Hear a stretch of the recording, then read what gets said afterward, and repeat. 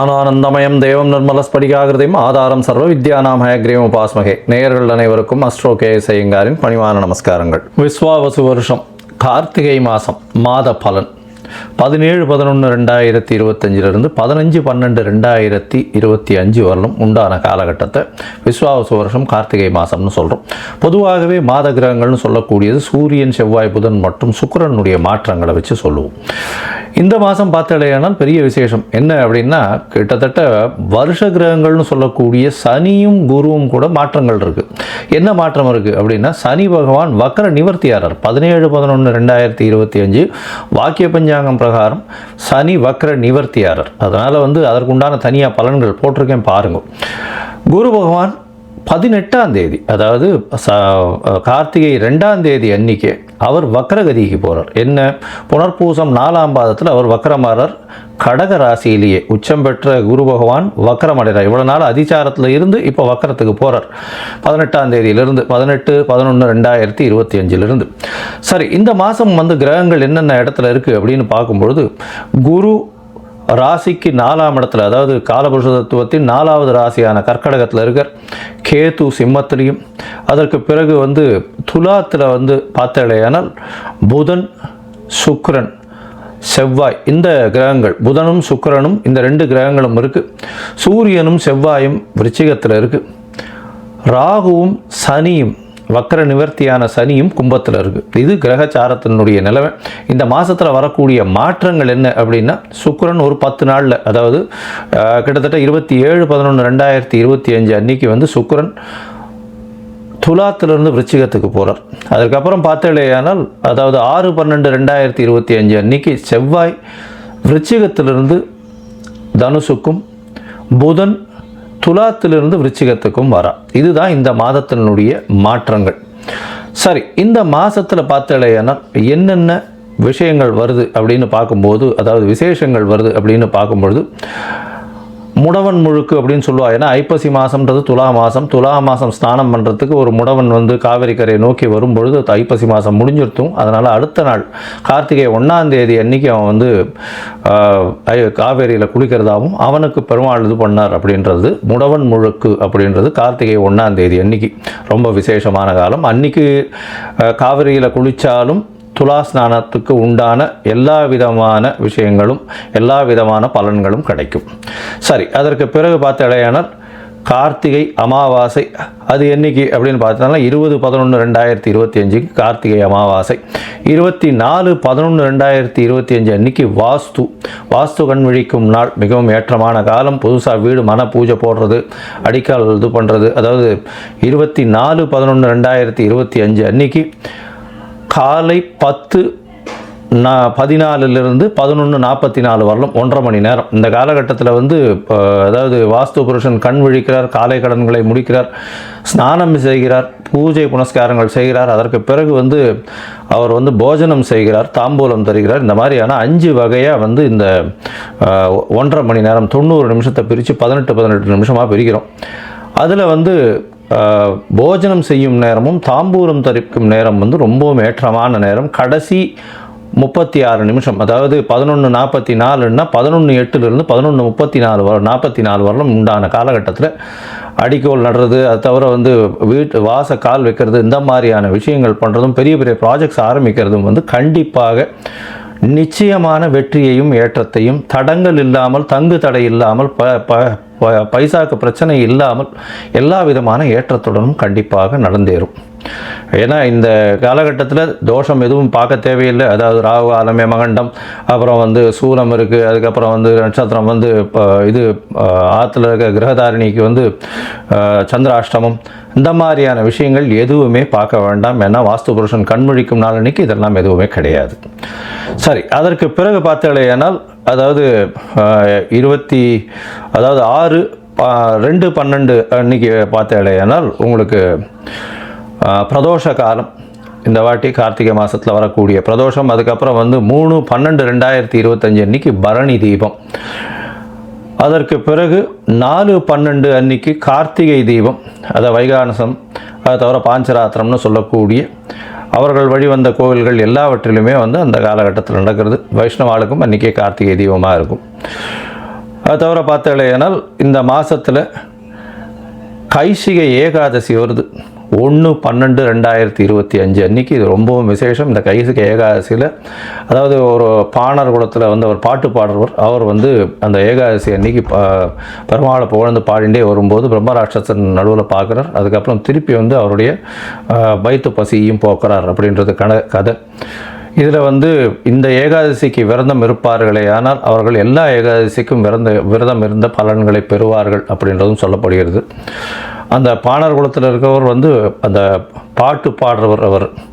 அதனால் வந்து இன்றைக்கும் ஸ்ரீரங்கத்தில் வந்து இந்த கைசிகை ஏகாதசி பாட்டு பாடுறது அதெல்லாம் வந்து நடக்கும். இது ஒரு ரொம்ப விசேஷமான காலம். வைகுண்ட ஏகாதசிக்கு முந்தின ஏகாதசி இது. அதனால் கைசிகை ஏகாதசி ரொம்பவுமே விசேஷம்.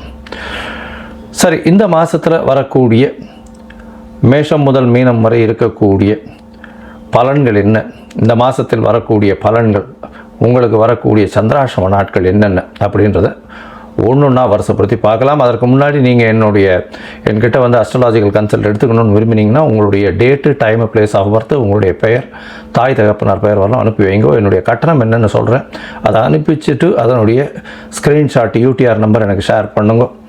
உங்களுடைய ஜாதகத்தை போட்டுட்டு அதுக்கப்புறம் வந்து உங்களுடைய ஜாதகத்தில் சந்தி இருக்கான்றது எல்லாத்தையும் பார்த்துட்டு அதற்கு பிறகு உங்களோட டிஸ்கஸ் பண்ணுறதுக்கு டைம் கொடுக்குறேன். சந்தி அப்படின்றது பார்த்தோம்னா நட்சத்திர பாத சந்தி, லக்ன சந்தி, இந்த மாதிரி இந்த டயத்தில் பிறந்து 3ஆம் பாதமா 4ஆம் பாதமா இந்த மாதிரியான பிரச்சனைகள் இருக்கும். எனக்கு தெரிஞ்ச நிறைய பேர் வந்து மிருகசீரிஷம் 2ஆம் பாதம்னு நினச்சின்னு இருப்பா, ஆனால் 3ஆம் பாதத்தில் இருப்பா, மிதுன ராசியில் இருப்பா, ரிஷப ராசியில் 2ஆம் பாதம் இருக்கும். இவாளுக்கு வந்து பார்த்தேன்னா 40-50 வயசு கூட ஆயிருக்கும். இப்போ நடக்கக்கூடிய தசை நல்லபடியாக இருக்கா, நல்லபடியாக இருக்குன்னு இவா நினச்சிட்டு இருப்பா, ஆனால் அவளுக்கு நடக்கக்கூடிய தசை நல்லபடியாக இருக்காது. இது வந்து பார்த்தேன்னா கிருத்திகை 1ஆம் பாதம் 2ஆம் பாதத்தினுடைய இதுவும் மாறும். அது மாதிரி ரிஷபத்துக்கும் மேஷத்துக்கும் ஒரு ராசிக்கும் ஒரு பாதத்துக்கும் மாறக்கூடிய விஷயம். அதனால் பாதத்தை பொறுத்து தான் வந்து உங்களுடைய லக்ன பாவம், உங்களுடைய சந்திரன் நிற்கக்கூடிய இடம், அதை தவிர உங்களுக்கு நடக்கக்கூடிய தசாபுக்தி, அந்தரம், சூக்ஷ்மம் இதெல்லாம் வந்து நடக்கக்கூடிய பலன்களை கொடுக்கும். கோச்சார பலன்கள் ஒரு 25% உங்களுடைய வாழ்வில் நடந்தாலும் 75% உங்களுடைய தசாபுக்தி, அந்தரம், சூக்ஷ்மம் மட்டும்தான் நடக்கும். சரி, இப்போது ஒரு ராசியாக மேஷம் முதல் மீனம் வரை இந்த விஸ்வாவசு வருஷம் கார்த்திகை மாதம் எப்படி இருக்குது அப்படின்றத பார்க்கலாம். விருச்சிகம், விசாகம், அனுஷம், கேட்டை இந்த 3 நட்சத்திரம் 9 பாதங்களை கொண்ட ராசி. ராசியின் அதிபதி அப்படின்னு சொல்லக்கூடியவர் செவ்வாய். ராசியிலேயே இருக்கார், பெரிய விசேஷம். குருவின் பார்வையில் இருக்கார், இன்னும் விசேஷம். இந்த மாதம் அதாவது விஸ்வாவசு வருஷம் கார்த்திகை மாதம் 17/11/2025 15/12/2025 வரலும் உண்டான காலகட்டம். பொதுவாகவே மாத கிரகங்களான சூரியன், செவ்வாய், புதன் மற்றும் சுக்கிரனுடைய மாற்றங்களை வச்சு பேசுவோம். அதாவது பலன்கள் அப்படின்னு பார்க்கும்பொழுது இந்த மாதத்தில் வந்து வருட கிரகங்கள்னு சொல்லக்கூடிய குருவும் சனியும் மாற்றங்களை ஏற்படுத்துறது. என்னென்னா சனி வக்கர நிவர்த்தி அடைகிறார். என்ன சார் இது வக்கர நிவர்த்தி அடைகிறாருன்னு சொல்கிறீங்களே அப்படின்னா, 4ஆம் இடத்தில் சனி பகவான் வக்கர நிவர்த்தி. இன்னும் ஒரு 100-110 நாள் இருப்பார். அதாவது அவர் வந்து சனி வக்கர நிவர்த்தி வந்து 17/11 6/3 வரலும் இருக்குது. 4ஆம் இடத்துல சனி அர்த்தாஷ்டம சனி ஆரம்பிக்கும். அதாவது உங்களுடைய சுகங்கள் குறையும், தாயின் உடல்நிலையில் பின்னடைவு ஏற்படும். அதை தவிர வந்து உங்களுக்கு படிக்கக்கூடிய மாணவர்களுக்கு மறதி இருக்கும், இருந்தாலும் அலைச்சல் கொஞ்சம் அதிகமாக இருக்கக்கூடிய காலகட்டமாக அமையும். அதுக்கு ஈக்குவலைஸ் பண்ணுற அளவுக்கு பார்த்தாலேயானால் குருவும் வந்து 18ஆம் தேதி வக்கரமாயிடுறார். அதாவது 2-5 அதிபதி இந்த ராசிக்கு மிகப்பெரிய சுபர்னு சொல்லக்கூடியவர் அவர். குரு உங்களுடைய ராசியே பார்க்குறாரு. உடல் நலத்தில் நல்ல ஒரு ஏற்றம் இருக்கும். ஓடிப்போனவனுக்கு 9ல் குருன்றது ஜோதிட வாக்கியம். 9ஆம் இடத்தில் குரு இருக்கிறது. வெளிநாடு, வெளியூர், வெளிமாநிலம் சென்று படிக்கக்கூடிய வாய்ப்புகளை நிச்சயமாக கொடுப்பார். இந்த காலகட்டத்தில் பார்த்தோன்னா படிக்கக்கூடிய வாய்ப்பு, வெளிநாட்டில் போய் நீங்கள் படிக்கணும். உங்களுடைய சுகங்கள் கெடும். ஏன்னா 4ஆம் இடத்துல சனி பகவான் இருக்கிறதுனால சுகங்கள் கெடும்னு ஏற்கனவே சொல்லியிருக்கோம். அதனால் வெளிநாட்டில் போய் தனியாக இருந்து படிக்கிறது ஒரு சுகக்கேடு தானே. அதனால் நீங்களே எல்லா விஷயங்களையும் பண்ண வேண்டியிருக்கும். அதனால் வந்து வெளிநாடு போய் படிக்கக்கூடிய வாய்ப்புகள் நிச்சயமாக இருக்கும். ராசிநாதன் ராசியிலே இருக்கார். அதோட வேறு என்ன வேணும்? உங்களுடைய உடல்நிலையில் நல்ல ஒரு ஏற்றம் இருக்கும், தீர்க்கமான சிந்தனை இருக்கும், தொழிலில் பெரிய மாறுதல்கள், ஏற்றங்கள் இருக்கக்கூடிய வாய்ப்பு. ஏன்னா 10ஆம் அதிபதி ராசியிலே இருக்கார். தொழிலில் எடுத்த காரியங்கள் ஜெயிக்கக்கூடிய வாய்ப்புகள், தொழிலில் பார்த்தீங்கன்னா வெற்றி உங்களுக்கு நிச்சயமாக உண்டு. அதை தவிர பார்த்தாலேயானால் உங்களுடைய ராசிக்கு 12ஆம் இடத்துல சுக்கிரன். 12ஆம் இடத்துல சுக்கிரன் மறைவு கிடையாது. ஏன்னா அவருடைய காரகத்துவம் நல்லபடியாக பண்ணக்கூடிய இடம் 12ஆம் இடம். 11ஆம் அதிபதியும் 12ஆம் இடத்துல இருக்கார். என்ன சார் இப்படி இருக்கே, 11ஆம் அதிபதினா லாபஸ்தானம்லாம் வந்து அது விரயமாயிடுமான்னா சுப விரயங்கள் வரும். சுப விரயங்கள் என்ன வரும்? வீட்டில் கல்யாணம் வரும், காது குத்து வரும். அதை தவிர வந்து உங்களுக்கு கல்யாணத்துக்கு பார்த்துட்டு இருக்கிறவர்களுக்கு கல்யாணம் ஃபிக்ஸ் ஆகக்கூடிய வாய்ப்பு, உங்களுடைய சொந்த கோவிலுக்கு போயிட்டு வரக்கூடிய வாய்ப்பு, இதெல்லாம் வந்து சொந்த ஊர் கோவிலுக்கு போயிட்டு வரக்கூடிய வாய்ப்பு, குலதெய்வத்தை வழிபடக்கூடிய வாய்ப்பு. ஏன்னா குருவும் வந்து உங்களுடைய ராசியை பார்க்கறதுனால குலதெய்வத்தை போய் பார்த்துட்டு வரக்கூடிய வாய்ப்புகள் உண்டு. கல்யாணத்துக்கெல்லாம் போயிட்டு வரக்கூடிய வாய்ப்புகள் நிச்சயமாக உண்டு. கொஞ்சம் நல்ல தூக்கம் வரக்கூடிய வாய்ப்பு, சுகமான தூக்கம் வரக்கூடிய வாய்ப்புகள் இந்த காலகட்டத்தில் வரும். ஷார்ட் ட்ரிப் வெளியூர் வெளிமாநிலம் போயிட்டு வரக்கூடிய வாய்ப்புகள் உண்டு. அதை தவிர ஆன்மீக சுற்றுலா போகக்கூடிய வாய்ப்புகள் நிச்சயமாக உண்டு. மொத்தத்தில் பார்த்தீங்கன்னா இந்த விருச்சிக ராசிக்காரர்களுக்கு ஏற்றமான காலம். என்ன ஏற்றமான காலம்? குருவின் பார்வை இருக்குது, உடல் நலத்தில் நல்ல ஒரு ஏற்றம், வெளிநாடு வெளியூர் வெளிமாநிலம் சென்று படிக்கக்கூடிய வாய்ப்புகள் உண்டு. படிப்பில் ரொம்ப ஜாக்கிரதையாக இருங்கோ, மறதி அதிகமாக வரக்கூடிய வாய்ப்புகள் உண்டு. தாயின் உடல்நிலையில் சற்று பின்னடைவு இருக்கும், தந்தையின் உடல்நிலையில் ஏற்றம் இருக்கும். புதிய வீடு மனை வாங்கக்கூடிய வாய்ப்பு உண்டு.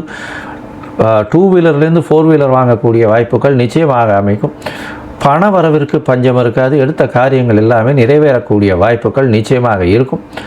உங்களுடைய ராசியிலேயே சுக்கிரன் வர, அதில் வந்து உங்களுடைய சுப செலவுகள் வரக்கூடிய வாய்ப்புகள் நிச்சயமாக இருக்கும். பேச்சுக்களில் ரொம்ப ஜாகிரதையாக இருங்கோ. ஏன்னா செவ்வாய் ராசிநாதன் 2ஆம் இடத்துக்கு போனதுனால அது ஒரு சிறு படபடப்பாக பேசக்கூடிய வாய்ப்புகள் நிச்சயமாக இருக்கும். பணவரவிற்கு பஞ்சம் இருக்காது. மூத்த சகோதர சகோதரிகள் மூலியமாக ஆதாயம் வரக்கூடிய வாய்ப்புகள் நிச்சயமாக உண்டு.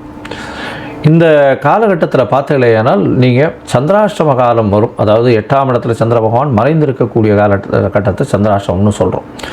இந்த சந்திராஷ்டம காலகட்டத்தில் நீங்கள் புதிய முயற்சிகள் வேண்டாம், வெளியூர் வெளிமாநில பிரயாணம் வேண்டாம்னு சொல்கிறோம். ஒரு வேளை நீங்கள் பண்ண வேண்டிய கட்டாயம் இருந்ததுன்னா சந்திரனுக்கு உண்டான எளிய பரிகாரம் அப்படின்னு சொல்லக்கூடியது, அருகில் இருக்கக்கூடிய நரசிம்மர் கோவிலுக்கு போங்க, பானகம் பிரசாதம் பண்ணிட்டு போங்க. அங்கே வந்து பானகம் வந்து பிரசாதத்துக்கு கொடுங்க.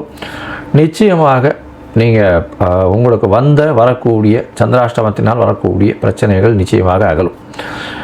நீங்கள் வந்து இந்த மாதத்தில் அருகில் இருக்கக்கூடிய சுப்பிரமணியர் கோவிலுக்கு போயிட்டு வாங்க. அதாவது முருகன் கோவில்னு சொல்லுவா, சுப்பிரமணியர் கோவிலுக்கு போயிட்டு வாங்க.